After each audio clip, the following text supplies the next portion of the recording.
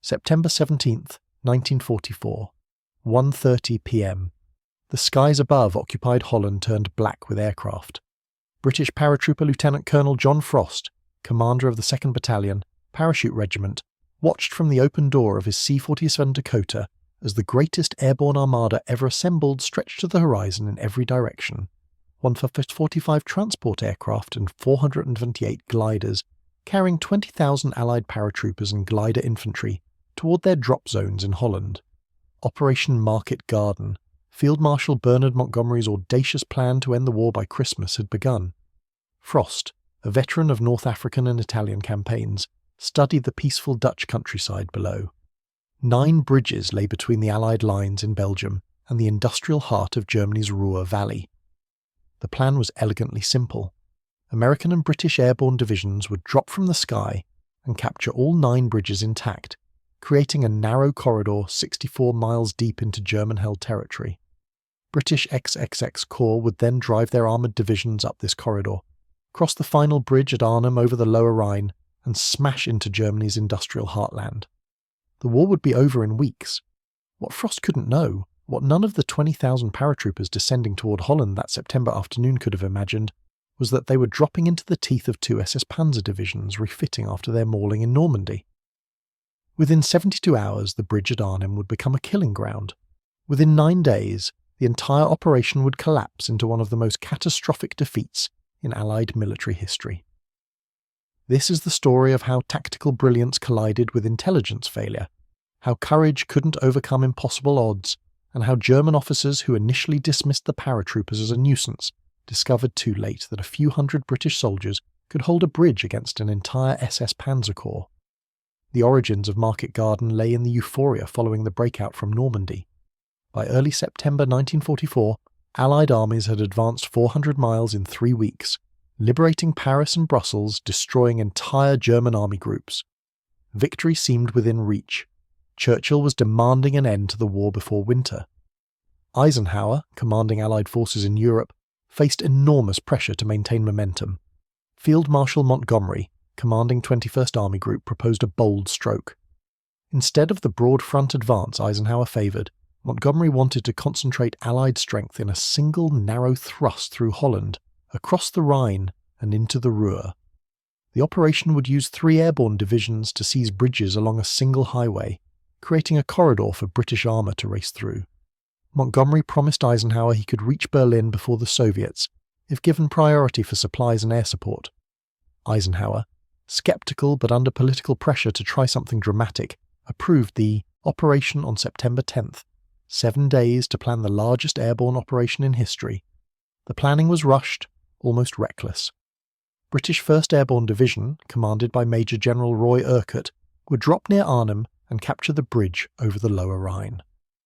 American 82nd Airborne Division would take bridges at Nijmegen over the Waal River. American 101st Airborne Division would secure bridges in the Eindhoven area. British XXX Corps, spearheaded by Guards Armoured Division, would drive up the highway connecting all these objectives, reaching Arnhem within 48 hours. The intelligence failures began immediately. RAF reconnaissance aircraft photographed German tanks near Arnhem on September 12th. The photos clearly showed vehicles from 9th SS Panzer Division and 10th SS Panzer Division, both elite units, refitting in the area. Major Brian Urquhart, Chief Intelligence Officer for British Airborne Corps, reported these findings to his superiors with alarm. 2 SS Panzer divisions, even if under strength, represented a catastrophic threat to lightly armed paratroopers. Lieutenant General Frederick Browning, commanding British Airborne Corps, dismissed the concerns. The intelligence indicated the divisions were badly depleted, perhaps 20% strength, with few operational tanks. Browning, desperate for his airborne forces to play a decisive role after sitting out much of the Normandy campaign, refused to believe German armour could stop his elite paratroopers. When Major Urquhart persisted in his warnings, he was removed from duty and sent on involuntary leave. The tanks in those photographs were very real.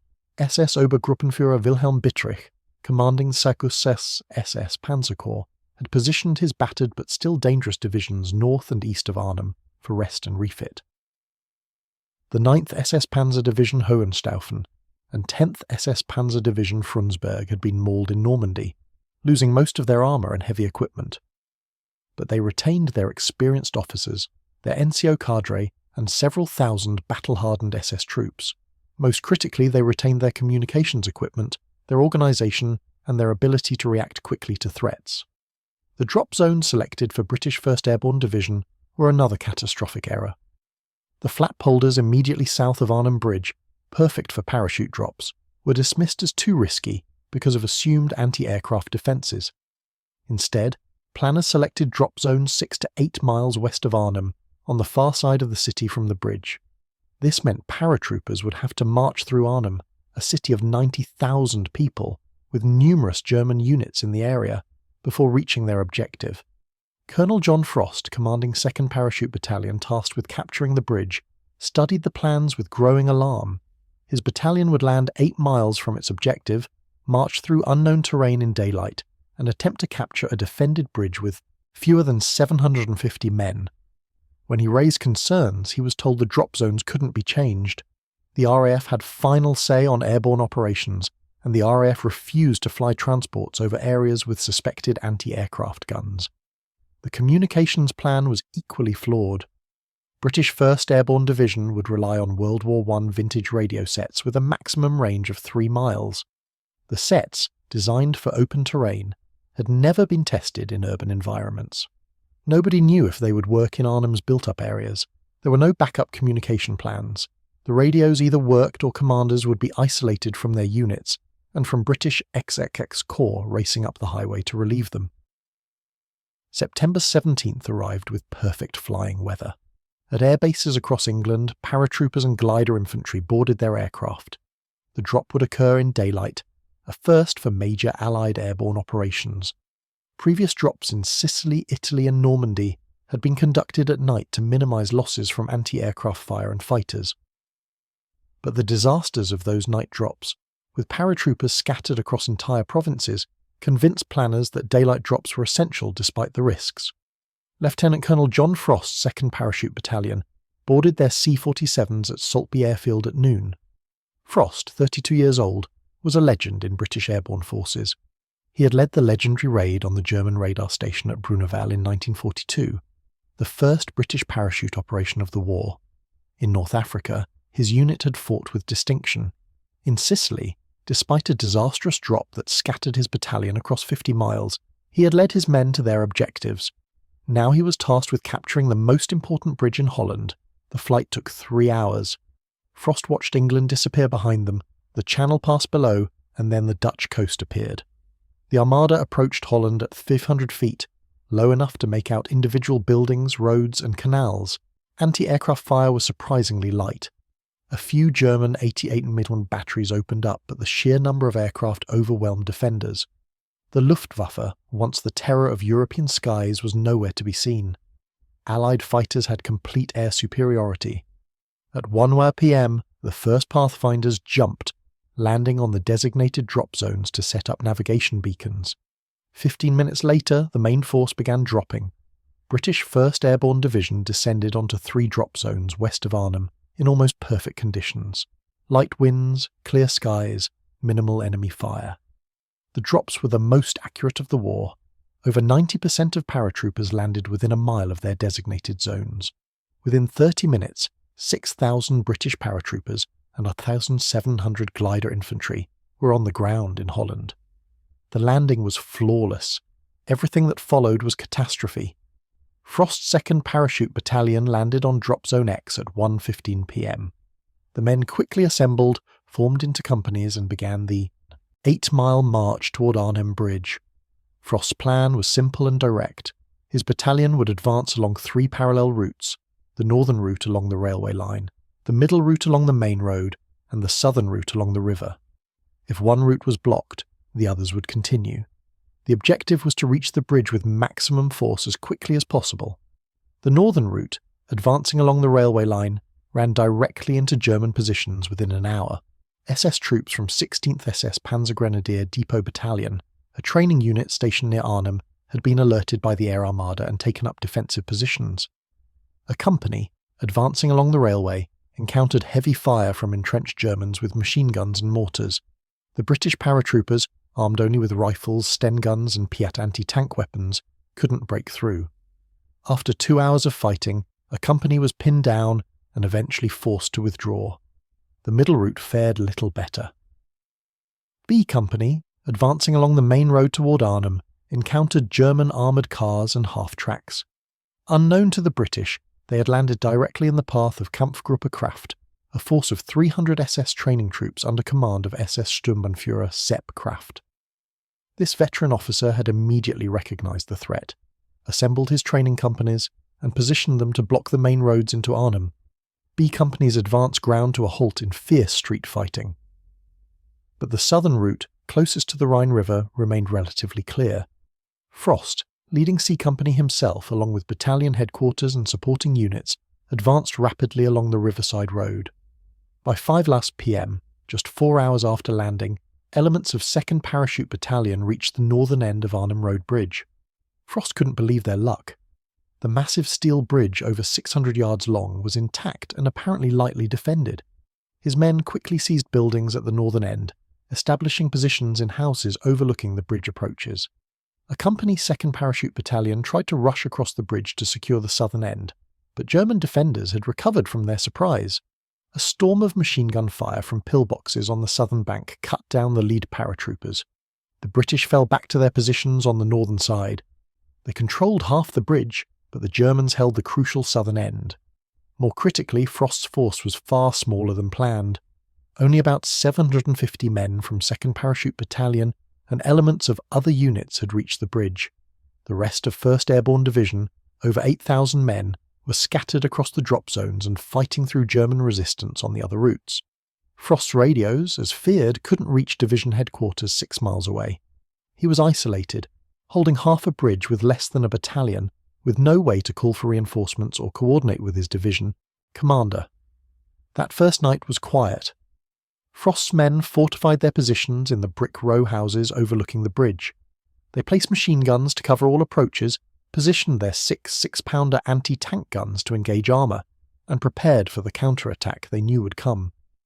The British paratroopers were elite troops, volunteers who had passed months of brutal training. They were confident in their abilities and their mission. They believed XASX Corps was already racing up the highway from Belgium and would reach them within 48 hours, probably sooner. What they didn't know was that XAS Corps hadn't even started their advance yet. The armour offensive wouldn't begin until the next morning, and the single narrow highway they would follow was already proving problematic. Meanwhile, at 2 SS Panzer Corps headquarters, General Bittrick was responding to the airborne landings with impressive speed. Within hours of the first drops, he had assembled a clear picture of Allied intentions. British paratroopers west of Arnhem, Americans near Nijmegen and Eindhoven. This wasn't a raid or a supply drop. The Allies were trying to seize bridges for a major offensive. Bittrick immediately ordered his division commanders into action. 9th SS Panzer Division would block British paratroopers west of Arnhem, preventing them from reinforcing whoever reached the bridge. 10th SS Panzer Division would move south to Nijmegen to prevent the Americans from taking that bridge. And Kampfgruppe Knaust, a mixed force of SS troops, Wehrmacht infantry, and available armour, would retake Arnhem Bridge. The German response was hampered by confusion and communications problems. Allied fighters controlled the skies, forcing German units to move at night or in small groups. Many German commanders initially believed the airborne drops were a diversion for amphibious landings from the North Sea. Others thought it was a raid to free Allied prisoners of war held near Arnhem. But Bittricker's quick thinking was already creating problems for the British. The second day, September 18th, began with disaster for British 1st Airborne Division. Major General Urquhart, commanding the division, had become separated from his headquarters and spent the night trapped in a Dutch house surrounded by Germans. Without their commander, and with radios that couldn't communicate between units, British battalions trying to fight their way into Arnhem from the drop zones were operating blind. The 1st and 3rd Parachute Battalions, attempting to reach Frost at the bridge, ran into devastating German resistance. 9th SS Panzer Division had positioned troops and armour across all the approach routes. What should have been a simple advance through light resistance became a series of savage close-quarters battles in Arnhem's suburbs. The British paratroopers, armed with small arms and a few mortars, faced German troops with armoured cars, self-propelled guns, and eventually tanks. 1st Parachute Battalion, was virtually destroyed trying to fight through German positions at Oosterbeek. Only a few dozen men reached Frost's perimeter. 3rd Parachute Battalion was similarly mauled, its advance stopped cold by German armour. By evening on September 18th, Frost's force at Arnhem Bridge remained isolated. No reinforcements had reached them. The radios still couldn't communicate with division headquarters, and ominously, German vehicles were beginning to probe their perimeter. At the bridge itself, Frost's 750 men waited in their fortified positions. They had food and ammunition for several days. Their positions in the brick houses gave them excellent fields of fire over the bridge and the surrounding streets. Every approach was covered by machine guns and anti-tank weapons. The paratroopers were confident. They had trained for exactly this scenario, holding a key objective against counterattacks until relieved. They just needed to hold for 48 hours. What they faced was the SS. At 9:00 p.m. on September 18th, the Germans launched their first serious attempt to retake the bridge. Kampfgruppe Knaust, a force built around elements of Panzerkompanie Mielke, with several Panzer IV tanks and assault guns, approached from the south. The Germans assumed they faced a small blocking force that could be quickly brushed aside. They advanced confidently across the bridge, tanks in the lead, infantry following. Frost's 6-pounder anti-tank guns opened fire at 150 yards. The lead Panzer IV exploded, its turret blown completely off. A second tank burst into flames. The others reversed frantically while German infantry scattered for cover. For the next 2 hours, the Germans poured fire into the British positions, 80mm guns, tank cannons, machine guns. The brick houses sheltering the paratroopers absorbed the punishment. Return fire from British positions was precise and deadly. Every German who exposed himself drew aimed rifle fire from veteran marksmen. The SS troops, some of the German army's best, discovered they were facing soldiers as skilled and determined as themselves. The attack failed. The Germans withdrew, leaving burning vehicles on the bridge. The British had won the first round. Frost knew it was only the beginning. The German probing attacks continued through the night of September 18th. Small groups of SS infantry tried to infiltrate British positions, but were driven back by grenades and close-range fire. German armoured cars attempted to rush the British perimeter and were destroyed by Piat anti-tank weapons. Every attack was repulsed, but each attack revealed more about British positions and strength to German commanders planning their next move. September 19th, the third day, brought the second lift of British reinforcements. More paratroopers and glider infantry dropped on the same drop zones west of Arnhem. Instead of landing unopposed as the first wave had, these reinforcements dropped directly into German positions. 9th SS Panzer Division had repositioned to cover the drop zones. As British gliders landed, German troops poured fire into them from close range. Paratroopers descending toward the ground were shot while still in their harnesses. The drop zones became killing grounds. Instead of reinforcing Frost at the bridge, the newly arrived troops were immediately thrown into desperate battles just to survive. The isolation of Frost's force was now complete. Major General Urquhart, finally back in contact with his scattered division, realised with horror that he had barely 1,500 men still effective west of Arnhem. The rest were killed, wounded, captured, or pinned down. He couldn't break through to the bridge. The radio still didn't work, and German resistance was increasing by the hour. At the bridge, Frost's position was deteriorating. German attacks were becoming more coordinated and powerful. SS troops had brought up artillery and mortars, systematically destroying the houses sheltering British paratroopers.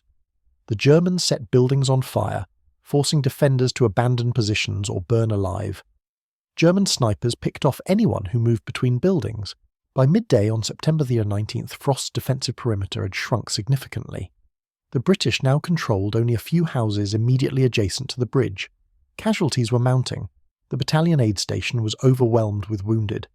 Ammunition, especially for the anti-tank guns, was running low, and still no contact with division headquarters, no word on when relief would arrive. What Frost didn't know was that XSX Corps was barely 10 miles away but might as well have been on another planet. The Guards Armoured Division had begun their advance on September 17th, hours after the airborne drops. Their route was a single narrow highway through flat polderland, elevated above the surrounding fields. German defenders had quickly recognised the tactical situation. They couldn't stop the British armour in open battle, but they could delay them. Small German units positioned themselves at bridges and villages along the highway. They would ambush the lead British tanks, destroying 1 or 2 vehicles blocking the road. British armour would deploy, call up infantry, clear the resistance, then advance to the next village where the process would repeat. Progress that should have taken hours was taking days. The famous single highway, elevated above flooded polders with no alternate routes, meant every delay was catastrophic.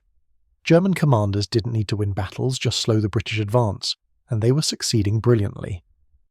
By the evening of September the 19th, Guards' Armoured Division was still 15 miles from Arnhem, 2 days behind schedule. At the bridge, the night of September 19th to 20th brought hell. The Germans launched their most powerful assault yet. 2 companies of SS Panzer Grenadiers, supported by assault guns and flamethrowers, attacked from both ends of the bridge simultaneously. The British positions erupted in fire. Buildings exploded under direct hits from German armour. Flames from German flamethrowers turned entire houses into infernos. British paratroopers, their positions collapsing around them, fell back to an ever-shrinking perimeter. The fighting was close quarters and brutal. Germans and British exchanged grenades at ranges measured in yards. Wounded men continued fighting from cellars and ruined rooms. The distinctive crack of Lee Enfield rifles mixed with the slower rate of German Kar 98Ks. Sten guns chattered in short bursts. German MG-42 machine guns answered with their terrifying 1,200 rounds per minute rate of fire. Colonel Frost moved between positions, encouraging his men, directing fire, organising the defence. A German shell exploded near him, wounding him severely in both legs. Unable to walk, he continued commanding from a stretcher in the cellar of the battalion headquarters building. His second-in-command, Major Freddie Guff, took over tactical command but reported every decision to Frost. By dawn on September 20th, the British perimeter had shrunk to less than 200 yards square. Only the buildings immediately on the northern end of the bridge remained in British hands. Half the force was dead or wounded. Ammunition was critically low. The buildings were burning ruins. But the bridge remained denied to the Germans. Every attempt to cross from the south was met with devastating fire from the surviving paratroopers. The Germans brought up 80 Ismito anti-aircraft guns in the direct fire role and began systematically destroying British strongpoints at point-blank range. The massive shells turned brick houses into rubble. Walls collapsed, burying defenders. Fires spread from building to building. The British ammunition situation was desperate. The 6-pounder anti-tank guns were out of action, their ammunition exhausted. Mortar rounds were gone. Even rifle ammunition was running low, with men ordered to fire only at confirmed targets. The paratroopers began to use captured German weapons, Schmeisser submachine guns and Mauser rifles taken from dead SS troops. The medical situation was catastrophic. Nearly 300 wounded men crowded into the cellars of the remaining buildings. The battalion doctor, Captain Jimmy Logan, performed surgery by flashlight without anaesthetics, morphine supplies exhausted on the first day. The wounded lay in rows on the cellar floors, some on stretchers, most on bare concrete. German fire set the building above them ablaze. At 9 a.m. on September 20th, the Germans offered surrender terms. An SS officer approached under a white flag and demanded the British lay down their arms. He informed them that their division west of Arnhem was being destroyed, that no relief force would reach them, that further resistance was pointless. Major Goff, commanding in Frost's place, refused. The battle continued. The Germans resumed their attack with increased fury. Tiger tanks joined the assault, their 80mm guns demolishing British positions from 300 yards away. Against such armour, the British had nothing. Their Piat anti-tank weapons couldn't penetrate Tiger armour. Their small arms fire bounced off the massive German tanks. The Tigers parked in positions where they could fire directly into British-held buildings and systematically reduced them to rubble. By afternoon on September 20th, organised resistance was collapsing. The British held only 2 buildings, both burning. Over 400 men were dead or wounded. The survivors, blackened by smoke, deafened by explosions, exhausted after 4 days of continuous combat, continued fighting. Major Goff organised the final defence around the wounded in the cellars. At 9:15 p.m. on September 20th, the last British position at the bridge was overrun. German troops stormed into the cellars and captured the surviving defenders. Only 200 men of the original 750 who had reached the bridge were still alive and unwounded enough to be taken prisoner. The rest were dead or so severely wounded they required immediate evacuation. The battle for Arnhem Bridge was over. British 2nd Parachute Battalion had held for 4 days and 3 nights against overwhelming German force. They had denied the Germans use of the bridge for 96 hours. They had inflicted over 600 casualties on elite SS troops. They had fought with courage that earned the respect of their enemies, but they had failed. The bridge was still in German hands. XXX Corps was still 10 miles away, and the entire Market Garden operation was collapsing. West of Arnhem, the rest of British 1st Airborne Division was fighting for survival. Major General Urquhart had withdrawn his surviving troops into a small pocket around Oosterbeek, a suburb west of Arnhem.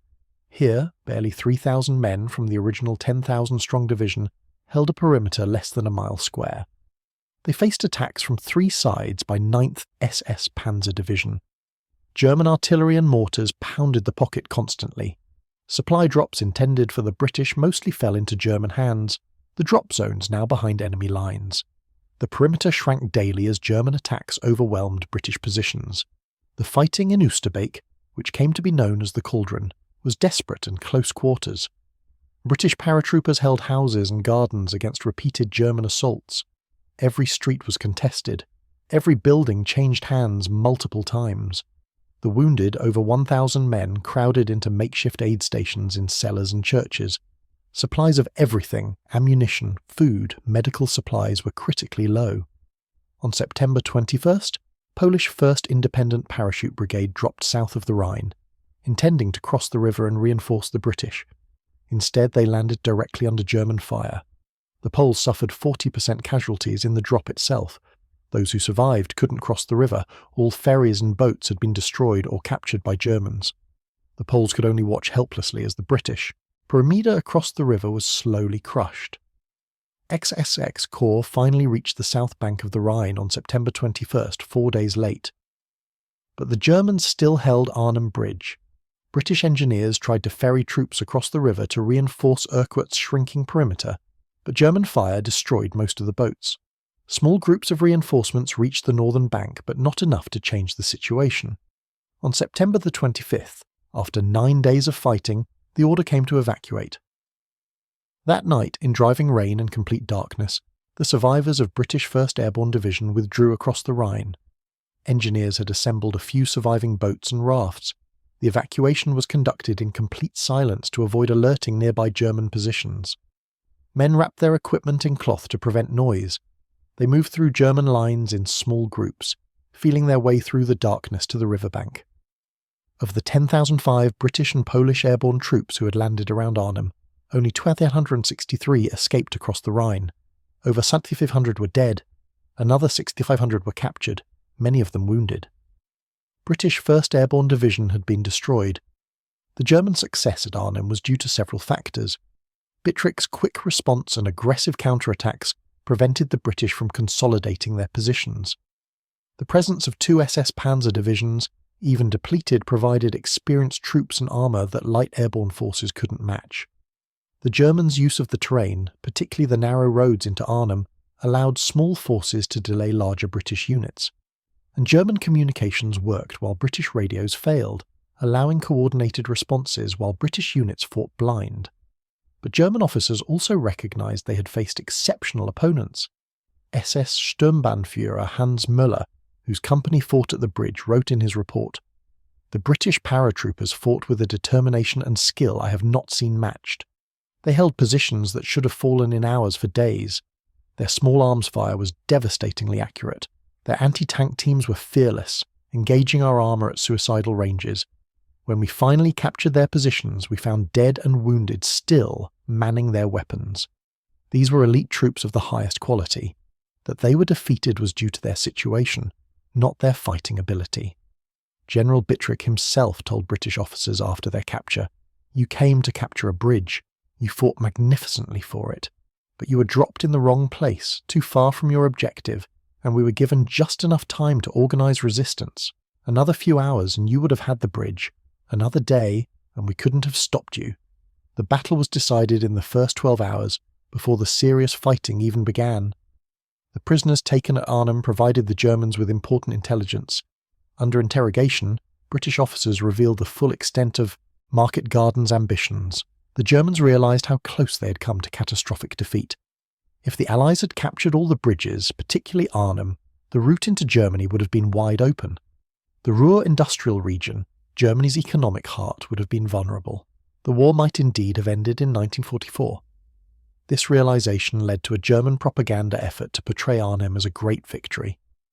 German radio and newspapers proclaimed the destruction of British elite airborne forces. Photographs of captured paratroopers and destroyed British equipment were widely published. The Germans called it the death ride of the British Airborne. But privately, German commanders knew how narrow their victory had been. For the Allies, Arnhem was a disaster with far-reaching consequences. British 1st Airborne Division was so badly mauled it never fought again as a division. The highly trained paratroopers, years in training, were gone. The failure extended the war by months. Montgomery's promise to end the war by Christmas was revealed as wishful thinking. The Germans, given time to recover and reorganise, would launch their own offensive in December, the Battle of the Bulge. The failure also poisoned Allied command relationships. Eisenhower never again gave Montgomery the kind of independence and priority that had enabled Market Garden. The Americans, particularly Patton and Bradley, used Arnhem as evidence that Montgomery's cautious, set-piece battle approach was flawed. The British countered that Eisenhower's broad front strategy was too conservative. These arguments continued for the rest of the war. But for the men who fought at Arnhem Bridge, the larger strategic questions mattered less than the immediate reality. They had been given an impossible mission, dropped too far from their objective, with inadequate communications, against an enemy far stronger than intelligence had suggested. And they had very nearly succeeded anyway. If Frost's battalion had been reinforced in the first 24 hours, the bridge would have been held. If the radios had worked, coordination between scattered British units might have broken through to the bridge. If XXX Corps had moved faster, relief might have arrived in time. Any one of these factors changing could have altered the outcome. The Battle of Arnhem Bridge entered military legend as an example of courage in the face of overwhelming odds. Frost and his men held for 4 days with no hope of reinforcement, relief, or even communication with friendly forces. They knew they were surrounded, outnumbered, and outgunned. They fought anyway because they were British paratroopers, and that's what was expected of them. The German defenders of Arnhem, particularly the SS troops, never forgot the battle either. In post-war interviews, German veterans consistently spoke of the British paratroopers with respect bordering on awe. They had faced elite German units in close-quarters urban combat and nearly won, despite every disadvantage. SS Obersturmbannführer Walter Harzer, commanding 9th SS Panzer Division, said in 1946, "If I ever doubted that the British could produce soldiers equal to the best Germany had, Arnhem removed those doubts. Those paratroopers were magnificent. Give them the support they needed, the equipment they deserved, and they would have taken that bridge and held it against everything we could throw at them. We didn't defeat them, we survived them." The battle had tactical lessons that military forces study to this day. The importance of accurate intelligence, the need for reliable communications in modern warfare, the danger of depending on a single narrow route for major offensives, the requirement to secure drop zones near objectives rather than miles away, the necessity of realistic planning rather than wishful thinking. But the human story of Arnhem transcends tactical lessons. It's about men dropped into an impossible situation who fought with skill and courage anyway. About junior officers and NCOs who led their men through 4 days of hell without orders from higher command. About medics who treated hundreds of wounded without supplies. About soldiers who held their positions while buildings burned around them. On September 26, 1944, the morning after the evacuation, German troops moved through the ruins of British positions at Arnhem Bridge. They found weapons still in firing positions, unused ammunition stacked in corners, equipment carefully maintained even in the chaos of combat. They found messages scratched on walls, last letters written by men who knew they wouldn't survive. They found evidence of a defence conducted with professional skill and determination even as it collapsed. One German officer found Colonel Frost's map case in the ruins of the battalion headquarters. The map showed the British plan for holding the bridge, position assignments, fields of fire, supply routes. The Germans studied it and realised the British plan was sound. If they had been given the forces they expected, the communications that were promised, the support that was planned, it would have worked. The failure wasn't in the soldiers who fought at the bridge. The failure was in the planning, the intelligence, the logistics, the strategy that put them there. In 1978, on the 34th anniversary of the battle, German and British veterans gathered at Arnhem Bridge for a memorial ceremony. Former enemies stood together, old men now, remembering the young men they had been. General Johann Christiansen, who had commanded German forces in Holland in 1944, spoke briefly. "We fought each other here with everything we had. You fought with courage that earned our respect then and holds it still. This bridge stands because of mistakes made far above your level and ours, but it's remembered because of how soldiers on both sides fought for it. You lost the battle but won something more important. You proved what men can endure, what they can accomplish when they refuse to quit. That's why we remember Arnhem, not because of who won or lost, but because of how it was fought." The bridge at Arnhem was renamed John Frost Bridge in 1977, honouring the colonel who had held it against impossible odds. The houses where his men fought are marked with plaques. The streets where paratroopers fell carry their names. Every year, on the anniversary of the battle, Dutch civilians and veterans gather to remember. Operation Market Garden failed. The war wasn't over by Christmas. The bridge at Arnhem remained in German hands, but the men who fought there, British paratroopers and German SS troops, created a legacy that transcends victory or defeat. They showed what soldiers can accomplish when led by competent officers, trained to high standards and committed to their mission. The Germans had indeed never expected paratroopers to reach the bridge before dawn. When Frost's men appeared at the northern end just hours after landing 8 miles away, German commanders were stunned. And for 4 days those paratroopers held that bridge against everything Germany could throw at them. They failed in their mission, but they succeeded in proving that courage, skill and determination can accomplish the seemingly impossible. Even in defeat, the British paratroopers at Arnhem won something more valuable than a tactical victory. They won immortality. The aftermath of Arnhem reverberated through both Allied and German command structures, with consequences that would shape the final months of the war. For the Germans, the victory provided a critical breathing space at a moment when their western defences were collapsing. Field Marshal Walter Model, commanding German Army Group B, had been certain in mid-September that the war was lost. His forces were retreating in chaos across Holland and Belgium. Units were disorganised, supplies were exhausted, morale was breaking. Then came Market Garden, and suddenly German forces had a clear objective and a fighting chance. Model's headquarters received the first reports of Allied paratroopers at 2 p.m. on September 17th. His initial reaction was disbelief. Why would the Allies drop elite airborne forces so far behind German lines if they weren't planning an amphibious landing from the North Sea? Model actually evacuated his headquarters at Oosterbeek, convinced British paratroopers were coming to capture him personally. It took several hours before German intelligence pieced together the real Allied plan. When Model finally understood that the Allies were attempting to seize bridges for an armoured thrust into Germany, his response was immediate and ruthless. Every available unit, regardless of organisation or equipment status, was thrown into blocking positions. Training battalions, rear area security troops, even Luftwaffe ground personnel were armed and sent to defend the bridges. Model didn't need to defeat the Allies in open battle. He just needed to delay them long, enough for the SS Panzer divisions to get into position. The German success at Arnhem was fundamentally a triumph of improvisation and aggressive leadership at the tactical level. While Allied commanders waited for orders and coordinated through broken radio nets, German officers on the ground made immediate decisions and acted on their own initiative.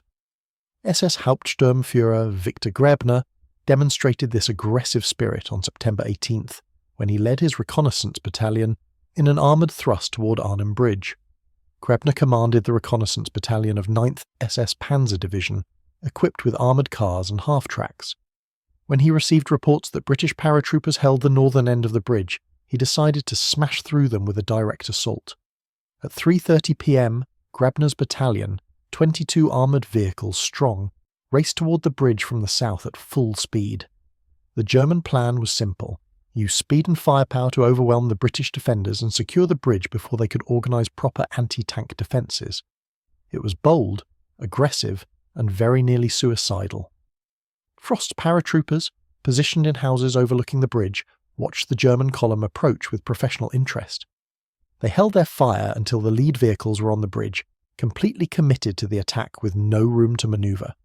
Then every British weapon opened fire simultaneously. The 6-pounder anti-tank guns had been carefully positioned to create a killing zone on the bridge itself. The gunners, veterans who had trained for years, waited until they had perfect shots at ranges under 100 yards. When they fired, the results were catastrophic. The lead armoured car exploded, blocking the bridge. The vehicles behind it, unable to stop or turn on the narrow roadway, piled into each other.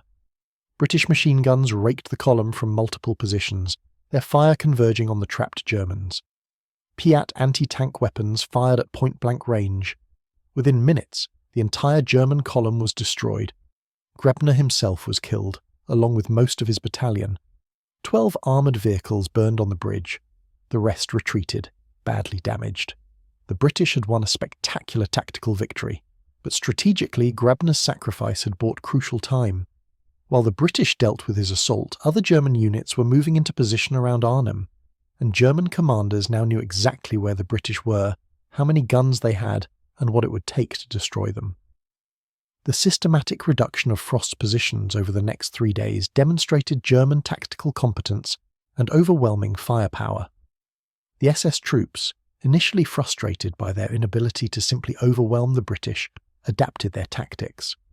Instead of infantry assaults, they used artillery and armour to demolish British strongpoints from a distance. The Germans brought up 150 Mir howitzers and fired at ranges under 1,000 yards, direct fire, against individual buildings. They used assault guns to punch holes in walls, then sent in infantry with flamethrowers to clear rooms. They employed snipers to pin down British movement, while demolition teams prepared buildings for destruction. Every assault was methodical and professional. The British paratroopers, watching German tactics evolve, recognised they were facing experienced soldiers who learned quickly from mistakes. The SS troops stopped trying to cross the bridge directly and focused on destroying the buildings sheltering British defenders. They stopped exposing infantry to British fire and used armour to do the close-quarters fighting. They identified British command posts and concentrated fire on them. This was the Wehrmacht at its best, adapting tactically, using combined arms effectively, maintaining pressure despite losses, but it came at a cost. German casualties at Arnhem Bridge exceeded 600 men, most of them elite SS troops that Germany couldn't replace. Every building the British defended had to be reduced through direct fire from heavy weapons. Every position held until it was physically destroyed. The Germans weren't fighting through the British defences, they were demolishing them piece by piece. SS Untersturmführer Rolf Weber, commanding a company that fought at the bridge, described the experience in a letter written weeks later. "We have fought Russians, Americans, British in many battles. These paratroopers at Arnhem were different. They didn't retreat when positions became untenable. They didn't surrender when surrounded. They fought from every room, every basement, every pile of rubble. We would destroy a building with artillery, send in troops to clear it, and find British soldiers still shooting from the ruins. Their discipline was absolute. Their marksmanship was superb, and they simply would not quit. We didn't capture their positions, we buried them." The British ammunition situation became critical on September 19th. Each rifleman had started with 100 rounds. Machine gunners had 1,000 rounds per gun. The 6-pounder anti-tank guns had 20 rounds each. Mortar crews had 50 bombs per tube. These loads were calculated for 24 hours of combat at most, assuming resupply by airdrop or relief column. By the third day, ammunition was so scarce that officers ordered men to use captured German weapons and ammunition. The Schmeisser MP40 submachine gun became particularly popular with British troops. Its 32-round magazine provided better firepower than the 32-round Steen gun at close range, and German ammunition was readily available from dead SS troops. Paratroopers who had trained exclusively on British weapons taught themselves to field strip and operate German guns under fire. The food situation was equally dire. Each man carried rations for 3 days. By September 20th, these were exhausted. The Dutch civilians in nearby houses shared what little they had, but they were themselves nearly starving after 4 years of German occupation. Some British soldiers went 4 days with no food at all, sustained only by water and determination. The water supply was contaminated on September 19th, when German artillery destroyed the main pipes. Men drank from canals and puddles, risking disease but having no choice. Medical supplies were exhausted within 48 hours. The battalion doctor, Captain Logan, performed amputations with a carpenter's saw. He sutured wounds with sewing thread from Dutch houses. He used Dutch gin as antiseptic. Morphine ran out on September 18th, leaving men to endure surgery and wound care with no anaesthetics beyond alcohol. The wounded lay in cellars in rows, often 3 or 4 men to a stretcher. German artillery fire caused the buildings above them to collapse, showering the wounded with debris. Several times the aid stations had to be evacuated as buildings caught fire. Wounded men who could walk helped carry those who couldn't, moving through German fire to reach new shelter. The psychological pressure was enormous. The paratroopers could see German strength building around them. They could hear German vehicles moving into position, German officers shouting orders, German radios crackling with communications. They knew reinforcements weren't coming. They knew the relief column was late. They knew, though nobody said it directly, that they were probably going to die at that bridge. What kept them fighting was professionalism, unit cohesion, and simple bloody-mindedness. These were elite troops who had volunteered for parachute service, passed months of brutal training, been told repeatedly they were the best soldiers in the British Army. They had reputations to uphold, comrades to support, and German soldiers to kill. The possibility of defeat or capture simply wasn't discussed. You fought until you couldn't fight anymore, then you fought some more. Sergeant John Barskyfield of the South Staffordshire Regiment, attached to 2nd Parachute Battalion, exemplified this spirit. On September 20th, with ammunition nearly exhausted and German tanks systematically destroying British positions, Barskyfield manned a 6-pounder anti-tank gun in the open. His crew had been killed. The gun had no protection.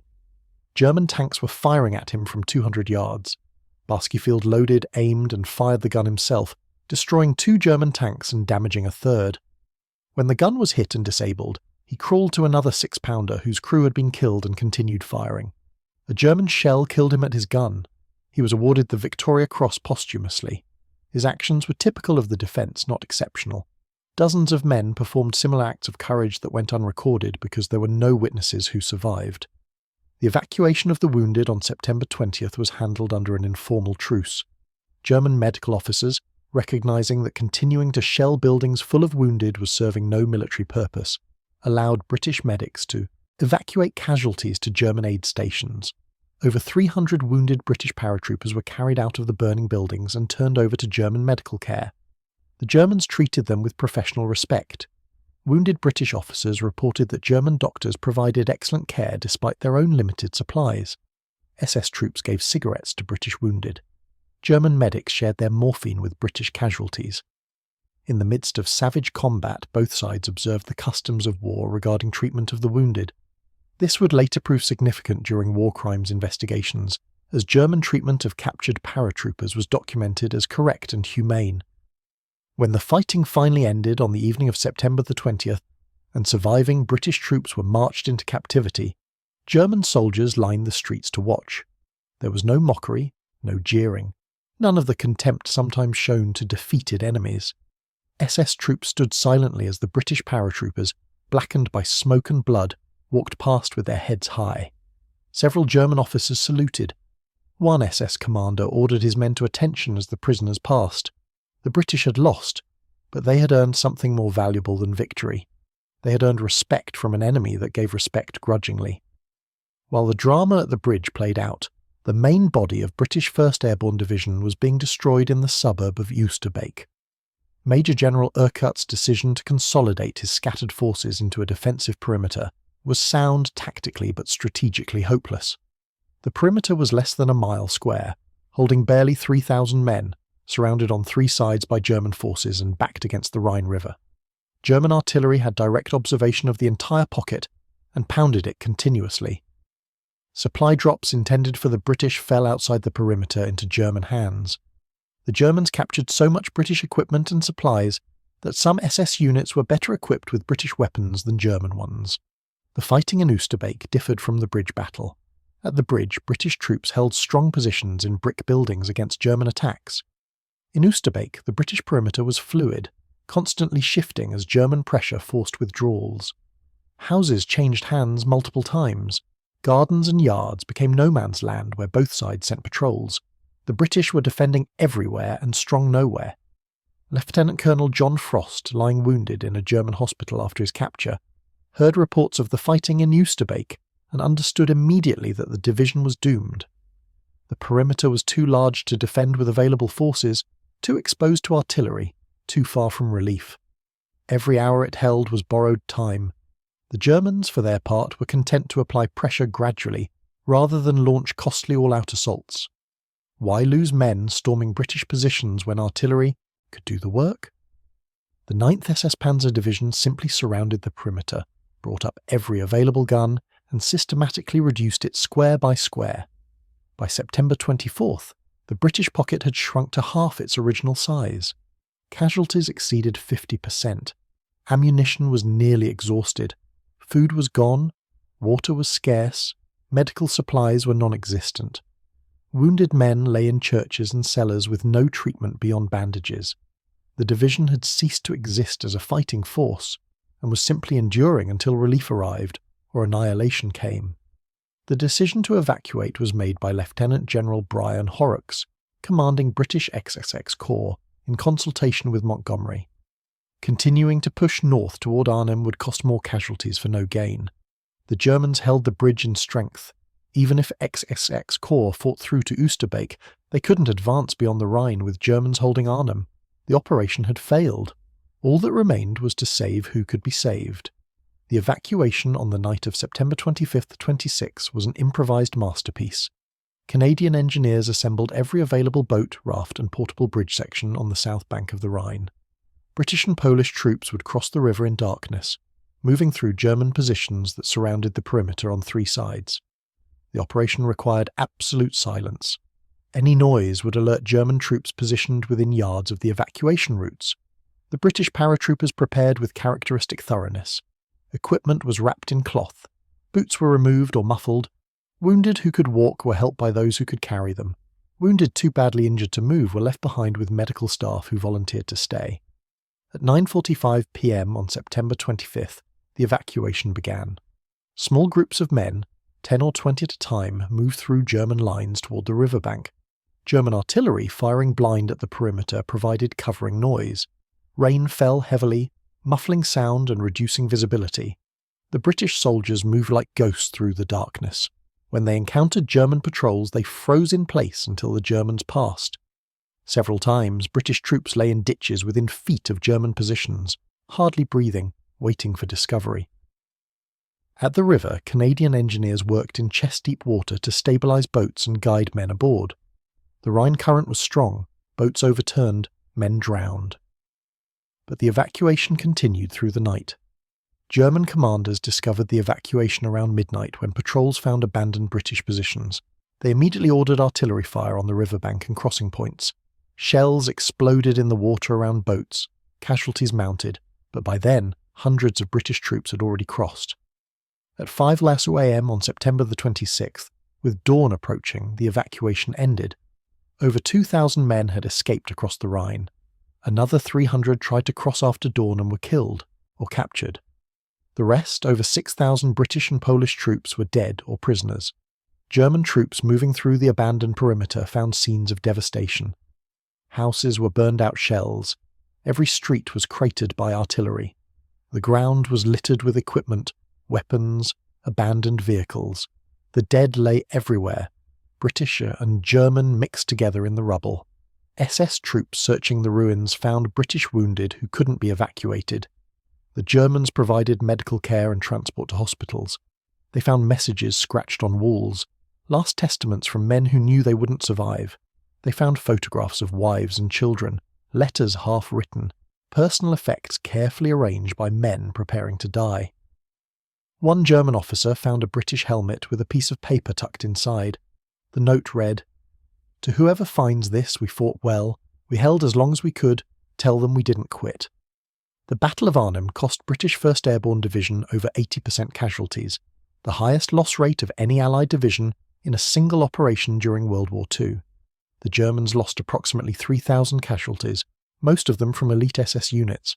Strategically, Market Garden's failure extended the war by months, and possibly saved Germany from collapse in 1944.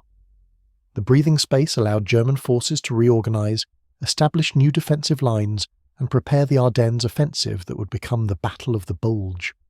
For the Dutch civilians in Arnhem and surrounding areas, the failure brought catastrophe. German reprisals for Dutch assistance to British troops were savage. Thousands of civilians were deported. The city of Arnhem was evacuated and systematically looted. The winter of 1944-45, known as the Hunger Winter, killed over 20,000 Dutch civilians from starvation. The Allied failure to liberate Holland in September meant Dutch civilians endured 8 more months of occupation and deliberate starvation as Germans confiscated food supplies. The recriminations within Allied command began immediately. Montgomery blamed the weather, which delayed the second lift by 1 day. He blamed the single highway, which prevented rapid advance by XXX Corps. He blamed the lack of priority given to his operation by Eisenhower. He never accepted that his planning was fundamentally flawed. Eisenhower, for his part, accepted responsibility publicly while privately blaming Montgomery's overconfidence and rushed planning. American commanders, particularly Patton and Bradley, used Arnhem as evidence that Montgomery's cautious set-piece approach was unsuited to mobile warfare. The British countered that Eisenhower's broad front strategy was too conservative and missed opportunities for decisive strikes. These arguments poisoned Allied command relationships for the rest of the war. The intelligence failure was thoroughly investigated. Major Brian Urquhart, the intelligence officer who had been removed from duty for warning about German armour near Arnhem, was vindicated. The RAF reconnaissance photographs he had presented clearly showed German tanks. The intelligence assessments that dismissed these warnings as insignificant were revealed as wishful thinking driven by operational pressure. Lieutenant General Frederick Browning, commanding British Airborne Corps, faced severe criticism for ignoring intelligence warnings and proceeding with flawed plans. His famous comment when briefed on the operation, "I think we might be going a bridge too far," proved prophetic. But Browning defended his decisions, arguing that no intelligence was perfect and that airborne forces had to accept risks. The debate over drop zones continues among military historians. Placing British paratroopers 6 to 8 miles from Arnhem Bridge was the single most consequential decision in the operation. If they had dropped on the polders immediately south of the bridge, Frost's battalion could have secured both ends within hours and held against German counterattacks long enough for relief to arrive. The RAF's refusal to fly over assumed anti-aircraft positions forced this compromise. Post-war analysis revealed those anti-aircraft positions were far weaker than feared. The RAF could have dropped paratroopers directly on the bridge with acceptable losses. The decision cost the battle. The radio failure was inexcusable. British 1st Airborne Division relied on radios that were known to be inadequate, but were used anyway because newer equipment wasn't available. The radios had been tested in England and worked in open terrain. They had never been tested in urban environments. When they failed in Arnhem's built-up areas, division headquarters lost contact with its battalions. Commanders made decisions blind, unable to coordinate or concentrate forces. This failure was entirely predictable and entirely preventable. Better radios existed but weren't issued to airborne units because of supply priorities. The impact of Arnhem on airborne doctrine was profound. American and British armies concluded that large-scale airborne operations were too risky and too dependent on factors beyond control. No major strategic airborne operations were attempted for the rest of the war. The Rhine crossing in March 1945 included airborne elements, but they dropped after ground forces had already established bridgeheads, supporting attacks rather than spearheading them. The era of airborne forces as independent strategic weapons ended at Arnhem. German analysis of the battle focused on the effectiveness of rapid response and combined arms defence. Model and Bittrick's after-action reports emphasised the importance of aggressive junior officers making immediate decisions without waiting for orders. The German success came from NCOs and junior officers positioning their units to block British advance before higher headquarters even understood the situation. This decentralised command philosophy, fundamental to German doctrine, had proven its worth again. But the Germans also recognised they had been lucky. If British paratroopers had dropped closer to their objectives, if their radios had worked, if XX Corps had moved faster, if any of a dozen factors had been different, Market Garden would have succeeded. Germany's western defences would have collapsed, the Ruhr would have been lost, the war would have ended months earlier. The Germans had won, but they knew how close they had come to losing everything. The prisoners taken at Arnhem posed a problem for the Germans. Over 6,000 British and Polish airborne troops entered captivity, most of them wounded. German POW camps were already overcrowded and undersupplied. Moving thousands of prisoners across Germany required trains that were needed for military transport. Feeding prisoners required food that German civilians didn't have.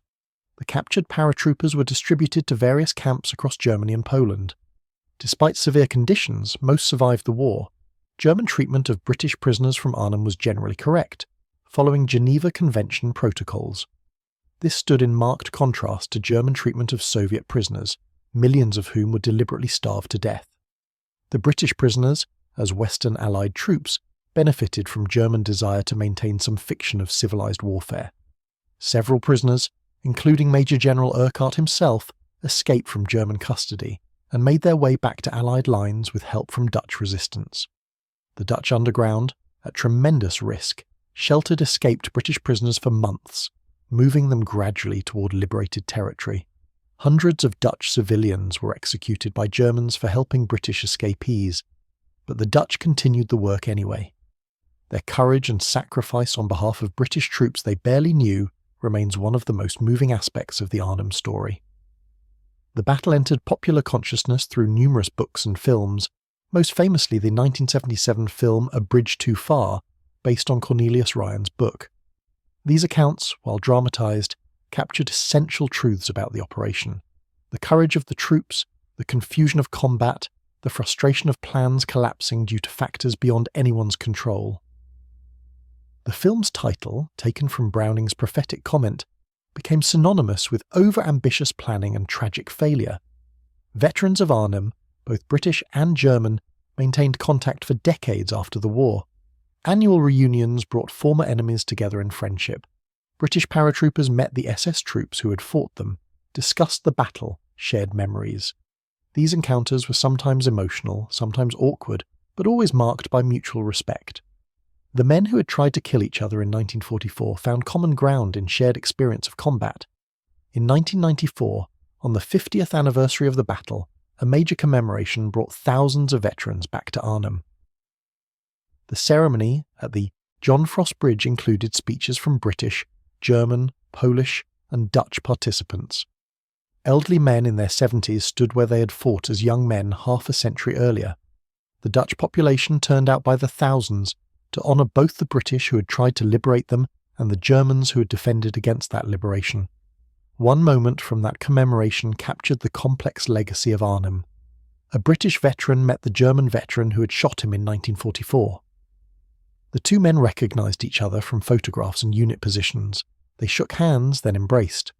The British veteran said simply, "You were doing your duty, I was doing mine. We both did it well." The German veteran replied, "You fought magnificently. We knew even then we were fighting the best." The tactical lessons from Arnhem have been studied at military colleges worldwide for 80 years. The importance of accurate intelligence, the need for flexible planning with contingencies for unexpected resistance, the requirement for reliable communications in modern warfare, the danger of single-axis advances that can be easily blocked, the necessity of securing drop zones near objectives. These lessons seem obvious in hindsight, but had to be learned through failure.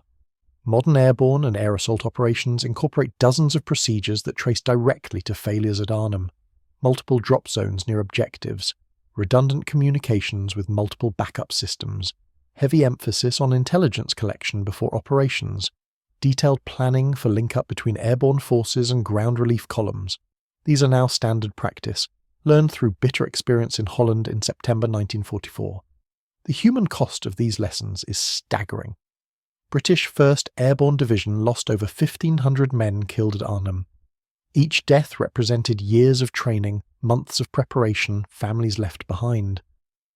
The Airborne Cemetery at Oosterbeek contains row after row of white headstones marking British and Polish graves. Walking through it, one is struck by the ages on the headstones: 22 years old, 19 years old, 24 years old. Boys barely old enough to vote, trained as elite soldiers, dropped into an impossible situation and killed before they could live. The German casualties were equally tragic. over 3,000 German soldiers died at Arnhem, most of them young men conscripted into SS units with no choice in the matter. They fought well and died for a cause that was already lost. Their graves are scattered across German military cemeteries, often forgotten, their sacrifice complicated by the crimes of the regime they served. The story of Arnhem endures because it contains profound truths about warfare, courage, and human nature. It shows that bravery alone cannot overcome poor planning and bad intelligence. It demonstrates that elite troops, well led and determined, can achieve the seemingly impossible even in defeat. It reveals that enemies can respect each other even while trying to kill each other. Most fundamentally, Arnhem reminds us that war is fundamentally about individual human beings making life and death decisions in impossible circumstances.